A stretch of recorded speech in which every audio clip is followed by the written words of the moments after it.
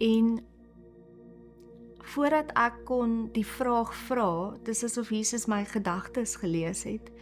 En ek kyk om my rond en my vraag is, kan ek, jy weet, is dit die hemel, kan ek hier bly? Jy weet, alles wat wil ek sê, op een slag, al my gedagtes, antwoord hy in een sinnetjie, en hy sê vir my, jy kan nie bly as jy wou, maar wil jy nie teruggaan en gaan hoop saai nie.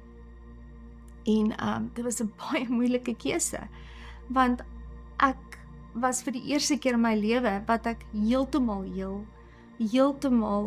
geliefd gevoel het in liggaam, siel en gees. Ware liefde verdryf alles, verlange, vrees.